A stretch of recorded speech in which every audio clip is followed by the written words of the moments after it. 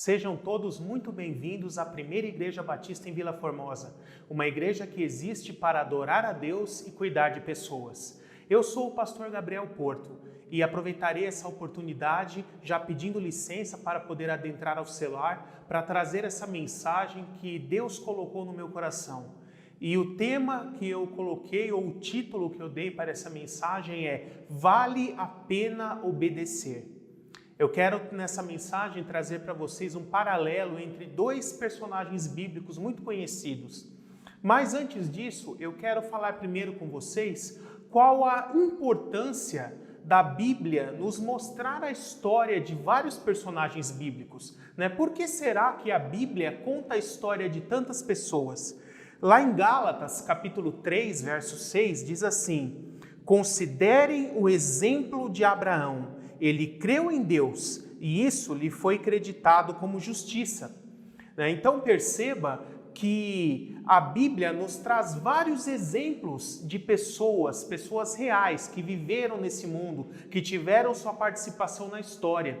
E a vida dessas pessoas nos serve de inspiração, de exemplo e de modelo. Nós temos muitos modelos bons nas Escrituras. Conforme eu já coloquei aqui, Abraão é um deles, Paulo é outro. Por exemplo, veja lá em Filipenses 3, verso 17, a Bíblia diz assim: irmãos, sigam unidos o meu exemplo e observem os que vivem de acordo com o padrão que lhes apresentamos. O mesmo apóstolo Paulo, também em 2 Tessalonicenses 3, verso 7, diz assim: pois vocês mesmos sabem que devem seguir o nosso exemplo, porque não vivemos ociosamente quando estivemos entre vocês. E também o apóstolo Paulo, na sua carta a Timóteo, primeira carta a Timóteo, capítulo 1, versos 15 e 16, ele nos diz assim: Cristo Jesus veio ao mundo para salvar os pecadores, dos quais eu sou o pior. Mas por isso mesmo alcancei misericórdia, para que em mim, o pior dos pecadores, Cristo Jesus demonstrasse toda a grandeza da sua paciência, usando-me como um exemplo para aqueles que nele haveriam de crer para a vida eterna. Mas perceba, nem todos os exemplos bíblicos são bons, são positivos. A Bíblia não nos descreve apenas a vida de pessoas que foram ótimos exemplos, mas também nos mostra vários erros de vários personagens bíblicos, inclusive alguns que mais erraram do que acertaram. Mas esses exemplos também são úteis para nós, porque por meio dos bons exemplos nós podemos aprender copiando eles, imitando eles, fazendo as mesmas coisas para que possamos ter o mesmo resultado, os mesmos frutos. Mas aqueles que acabaram sendo maus exemplos também têm uma vida útil para o nosso aprendizado, para que nós possamos não repetir os mesmos erros deles e acabarmos caindo na mesma condenação e sofrendo as mesmas coisas que eles sofreram. A esse respeito, eu poderia citar Hebreus 3, versos 7 e 11, que diz assim: por isso, Deus estabelece outra vez um determinado dia chamado hoje, ao declarar por meio de Davi: se hoje vocês ouvirem a sua voz, não endureçam o seu coração.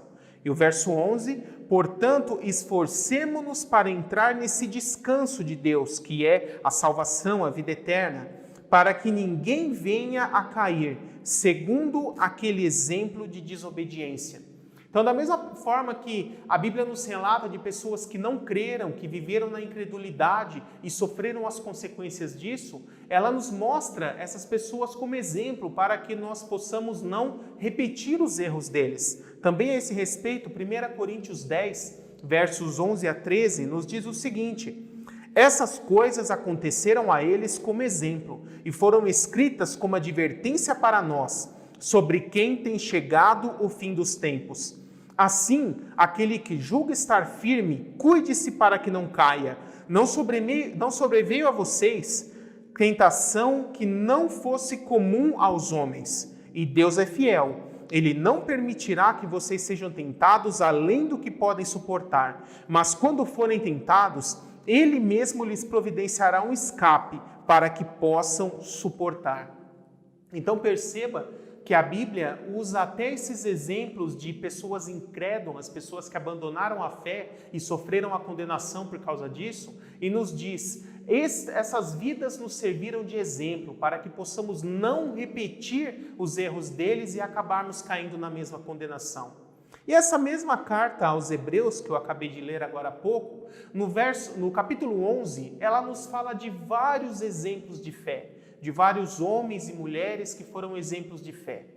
E de todo esse rol de heróis da fé, eu quero hoje falar a respeito de dois personagens bastante conhecidos. O primeiro deles está lá em Hebreus 11, verso 22, que diz assim: pela fé, José, no fim da sua vida, fez menção do êxodo dos israelitas do Egito e deu instruções acerca dos seus próprios ossos. Então, o primeiro personagem que eu quero comentar a respeito da vida dele é José do Egito, filho de Jacó, né? Aqui a carta aos Hebreus nos diz que pela fé ele profetizou o êxodo dos israelitas, a libertação dos hebreus ali do Egito, a volta deles para a terra prometida, séculos antes disso vir a se concretizar. E pela fé ele deu instruções a respeito dos seus próprios ossos. Quando eu morrer, né, eu serei sepultado aqui no Egito, mas quando os hebreus forem libertos, levem os meus ossos e me sepultem junto com os meus pais, Abraão, Isaque e Jacó.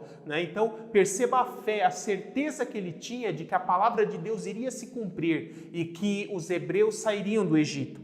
E o segundo homem que eu quero falar um pouco a respeito está num trecho de Hebreus 11, versos 32 a 35, que diz o seguinte: que direi mais? Não tenho tempo para falar de Gideão, Baraque, Sansão, Jefité, Davi, Samuel e os profetas, os quais pela fé conquistaram reinos, praticaram a justiça, alcançaram o cumprimento de promessas, fecharam a boca de leões, apagaram o poder do fogo e escaparam do fio da espada. Da fraqueza tiraram força, tornaram-se poderosos na batalha e puseram em fuga exércitos estrangeiros. Então, desses mencionados aqui, eu quero falar também sobre Sansão. Então, hoje, o foco dessa mensagem é fazer esse paralelo, comparando a vida de José do Egito com a vida de Sansão. Você pode perceber que, no início, a vida deles é muito semelhante. Eu poderia começar citando até da própria forma como eles nasceram, porque tanto José quanto Sansão, eles foram filhos gerados por mães estéreis.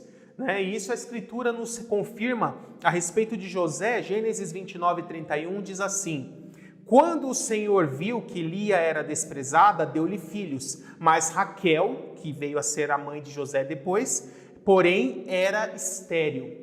Então Raquel era uma mulher estéril. A respeito de Sansão, em Juízes 13, versos 2 e 3, a Escritura diz: certo homem de Zorá, chamado Manoá, do clã da tribo de Dan, tinha mulher estéril. Certo dia o anjo do Senhor apareceu a ela e lhe disse: você é estéril, não tem filhos, mas engravidará e dará à luz a um filho. Então perceba que o próprio nascimento, né, a própria gestação desses homens de Deus já foi um milagre em si, porque Deus teve que fazer um milagre nas mães deles que eram estéreis para que eles pudessem nascer. E é interessante, né, que Deus ele faz esse milagre de restaurar a fertilidade delas, porque nós vemos que tanto a mãe de Sansão quanto a mãe de José depois tiveram outros filhos. Né? Raquel teve Benjamim e a mãe de Sansão, no final da história de Sansão, diz que os seus irmãos vieram junto com seu pai e sua mãe recolher o seu corpo para ser sepultado. Ou seja, depois de Sansão, os pais deles tiveram outros filhos, o que nos mostra que a vida deles já começou por meio de um milagre. Também continuando nas semelhanças, eu quero dizer para vocês que tanto José quanto Sansão foram escolhidos para salvar o povo de Israel. A Bíblia nos confirma isso a respeito de José primeiro, lá em Gênesis 45, versos 4 a 8, dizendo o seguinte: Cheguem mais perto, disse José a seus irmãos. Quando eles se aproximaram, disseram-lhes: Eu sou José, seu irmão, aquele que vocês venderam ao Egito. Agora não se aflijam, nem se recriminem por terem me vendido para cá, pois foi para salvar as vidas que Deus me enviou adiante de vocês. Já houve 2 anos de fome na terra, e nos próximos 5 não haverá cultivo nem colheita. Mas Deus me enviou à frente de vocês, para lhes preservar um remanescente nesta terra, e para salvar-lhes a vida com grande livramento. Agora olha os versos finais. Assim, não foram vocês que me mandaram para cá, mas sim o próprio Deus. Ele me tornou ministro do faraó e me fez administrador de todo o palácio e governador de todo o Egito. Então perceba, já que na sua maturidade, já como governador do Egito, José, ele já tinha essa consciência de que foi o próprio Deus que permitiu que tudo aquilo acontecesse. Que ele fosse vendido como escravo, fosse para o Egito, acabasse sendo preso. Tudo isso foi a vontade permissiva de Deus na vida dele, porque Deus já tinha esses planos de colocá-lo como governador do Egito para poder salvar o Egito do período de fome que viria. Mas não só o Egito, os povos ao redor também. E isso inclui ali o povo de Israel, a família de Jacó, que também foi um dos povos afetados pela fome. A respeito de Sansão, Juízes 13, versos 4 e 5, diz assim, quando o anjo começou a dar instruções sobre como se deveria proceder a respeito desse menino que nasceria, diz assim: Todavia, tenha cuidado, falando com a mãe dele, não beba vinho nem outra bebida fermentada e não coma nada impuro, e não se passará navalha na cabeça do filho que você vai ter, porque o menino será nazireu, consagrado a Deus desde o nascimento. Ele iniciará a libertação de Israel das mãos dos filisteus. Então aqui o próprio Deus profetiza que esse menino que depois veio a ser Sansão, ele foi o homem que Deus escolheu para iniciar esse processo de libertação do povo hebreu da opressão que os filisteus faziam contra eles. Quem começou esse processo de libertação foi Sansão, e depois ele foi dado continuidade até que na época de Davi, os filisteus deixaram de ser uma ameaça por completo. Então perceba que tanto José quanto Sansão foram homens escolhidos por Deus para libertar, para salvar, para livrar o povo de Israel. Um para salvar da fome e outro para salvar dessa opressão dos filisteus, de um povo estrangeiro. O terceiro ponto que eu posso exemplificar de semelhança entre a vida de Sansão e a vida de José é que ambos eram muito amados por seus pais. A respeito de José, nós encontramos uma citação direta a esse respeito em Gênesis 37, verso 3, que diz assim: Ora, Israel gostava mais de José do que de qualquer outro filho, porque lhe havia nascido em sua velhice. Por isso mandou fazer para ele uma túnica longa, uma túnica multicolorida ali, de várias cores diferentes. Então, Jacó e, lógico, também Raquel amavam muito a José. E não era diferente com os pais de Sansão.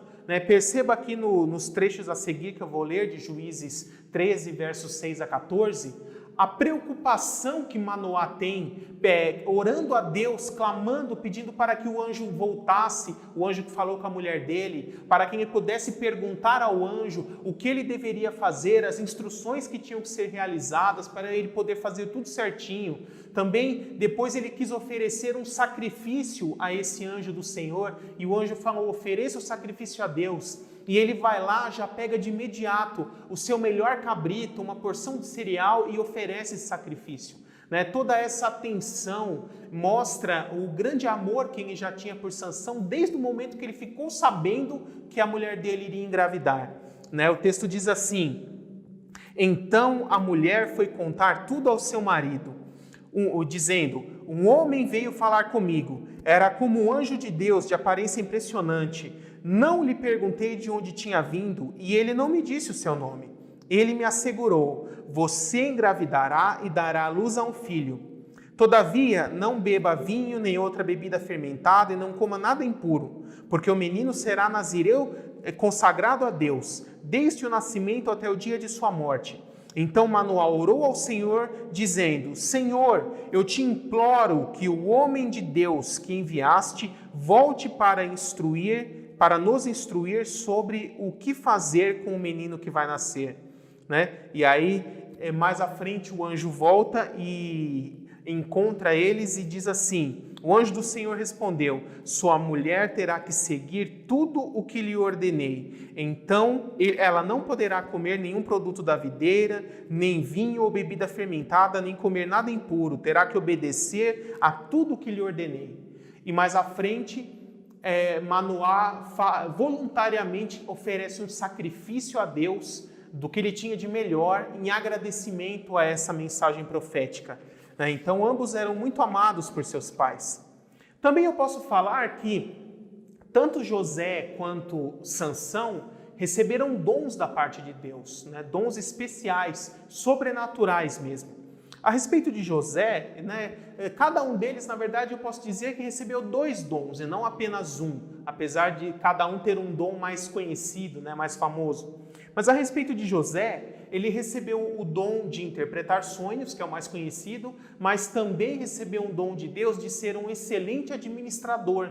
De tudo que ele colocava a mão para fazer, prosperava. Isso, a Bíblia nos diz lá em Gênesis 39, versos 2 a 4, dizendo o seguinte: o Senhor estava com José, de modo que este prosperou e passou a morar na casa de seu senhor egípcio.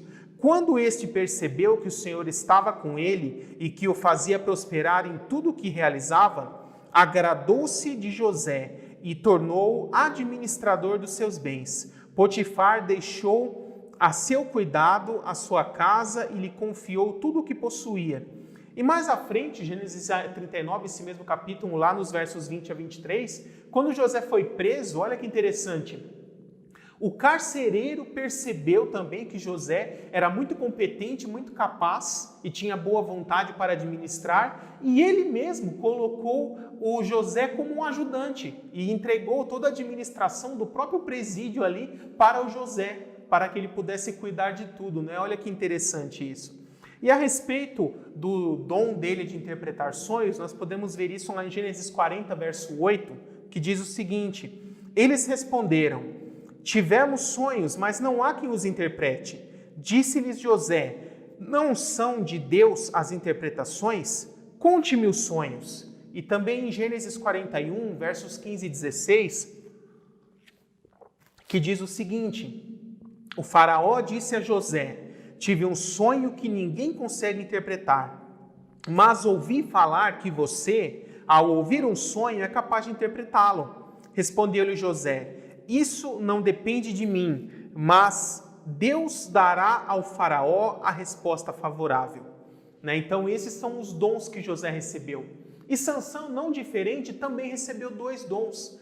O primeiro deles, a força sobre-humana que ele tinha, mas ele também recebeu o dom de ser um excelente estrategista em batalha, com estratégias de batalha. Perceba isso, a respeito da força, nós podemos pegar textos, por exemplo, como Juízes 14, versos 5 e 6, que diz assim: Sansão foi para Tímina com seu pai e sua mãe. Quando se aproximavam das vinhas de Tímina, de repente, um leão forte veio rugindo na direção dele. O Espírito do Senhor apossou-se de Sansão, e ele, sem nada nas mãos, rasgou o leão como se fosse um cabrito, mas não contou nem ao pai nem à mãe o que fizera.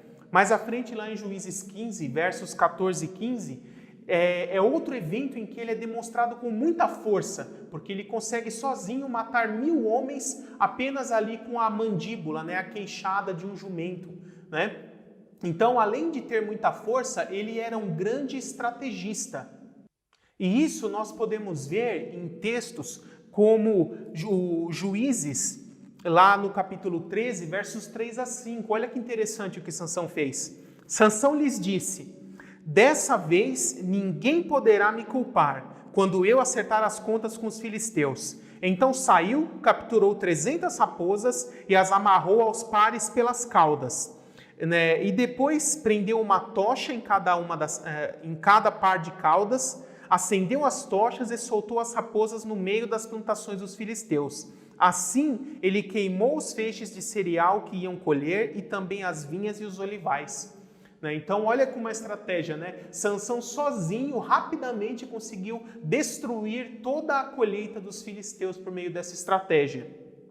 E por último, né, no aspecto das semelhanças, eu posso dizer que tanto Sansão quanto José foram homens de grande destaque nas Escrituras e nas histórias dos hebreus. Se você pegar o livro de Gênesis, José, junto com Abraão, foram os homens que tiveram maior destaque nas Escrituras, né? Aproximadamente aí 12 capítulos do livro de Gênesis, cada um, sobre a vida de cada um. 12 sobre Abraão e também pelo menos 12 só sobre José, né?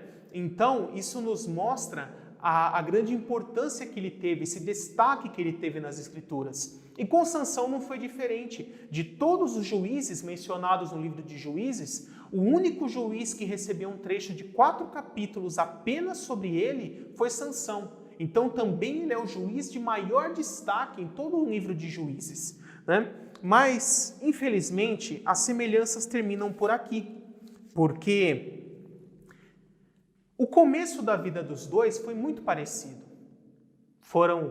Tiveram nascimentos milagrosos, receberam dons, foram levantados para ser libertadores de Israel, eram amados pelos pais, mas desse ponto em diante eles tomam caminhos completamente diferentes, porque José escolheu obedecer a Deus e continuar fiel e firme durante toda a sua vida, mas Sansão cometeu vários erros. Vamos observar isso. A respeito de José, eu posso falar, né, que ele foi traído, foi vendido como escravo, se tornou ali escravo no Egito, mas nunca perdeu a fé, nunca perdeu a força de vontade, a boa vontade. E mesmo depois de ter se tornado administrador ali da casa de Potifar, começou a ser assediado pela esposa dele e sempre resistindo à tentação sexual. E não só a tentação sexual, mas também a tentação da cobiça, de roubar os bens de Potifar, de talvez até junto com a esposa dele fazer um plano para matar o Potifar e tomar a sua casa, os seus bens, a sua esposa.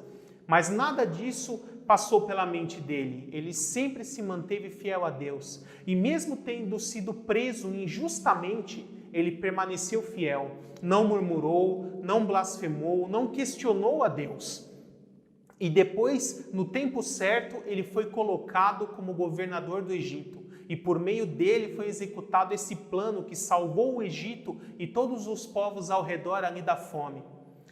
Outra coisa muito importante que eu vejo na vida de José é que ele usava os seus dons apenas quando era impelido pelo Espírito Santo de Deus a fazê-lo. Ele não ficava vendendo profecia, vendendo interpretação de sonho ou querendo ter nenhuma vantagem pessoal com isso. Ele recebeu esse dom de Deus e o usava somente quando o Espírito Santo de Deus o designava para usar, impelia o seu coração a usar esses dons. Isso é muito importante. E por último, eu posso dizer que José, trabalhado por Deus, ele também teve a atitude de perdoar. Perceba que quando ele se tornou governador do Egito, o segundo homem mais importante do Egito, com esse poder nas mãos, ele poderia mandar prender Potifar, prender a sua esposa, até matá-los. Depois, quando os seus irmãos voltam e ele os reconhece, ele poderia também mandar prender os seus irmãos, matá-los, fazer qualquer tipo de coisa ruim com eles. Mas ele os perdoa.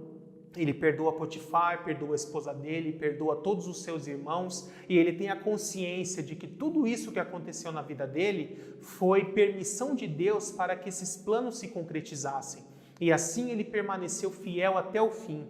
E a Escritura nos diz que ele viveu longos dias, conheceu até a 4ª geração da sua descendência e morreu em paz. E esse é o destino das pessoas que são fiéis a Deus até o fim. Mas veja que com Sansão foi completamente diferente. Olha o que aconteceu com Sansão.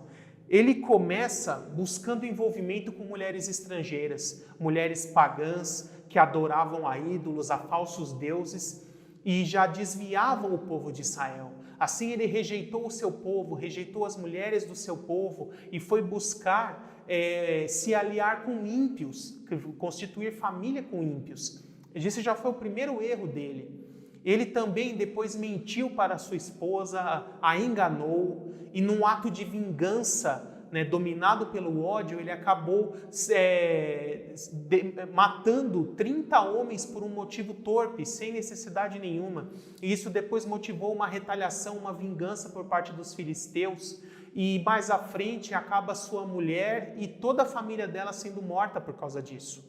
E isso nos mostra outro ponto.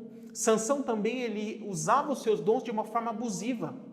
Ele usava a sua força sobre-humana do jeito que ele queria. Se ele quisesse matar alguém só por vingança, por capricho, ou porque foi contrariado, como era um povo inimigo, ele fazia, ele não tinha nenhum problema com isso.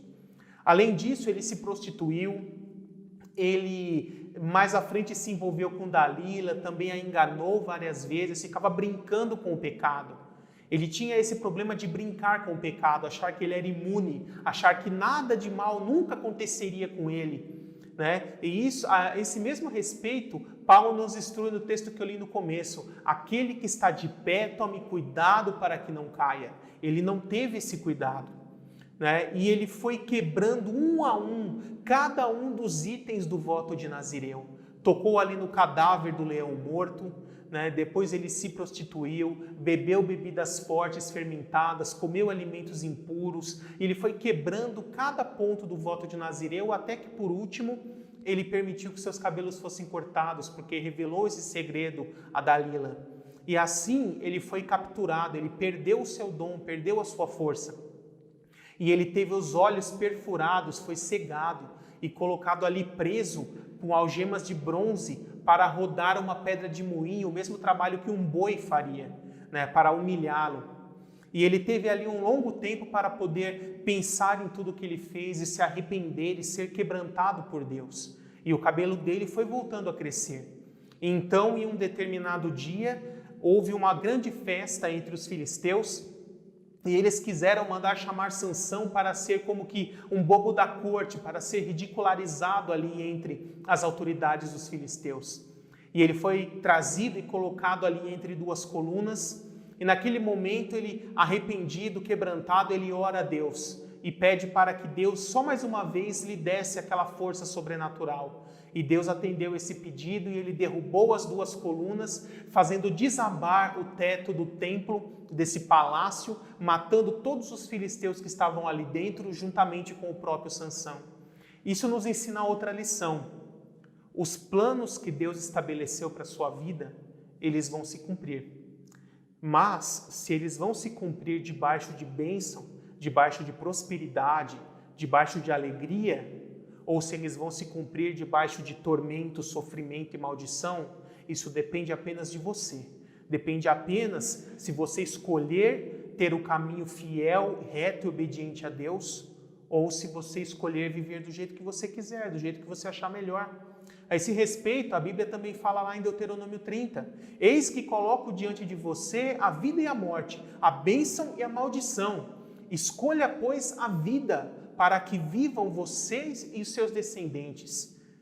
E esse é o apelo que eu tenho nessa mensagem. Que a vida de José e de Sansão nos traz esses exemplos de dois homens espetaculares que tinham um futuro promissor. Um concretizou isso da melhor forma, obedecendo a Deus, mas o outro escolheu viver pelos seus próprios caminhos e o final dele foi muito triste.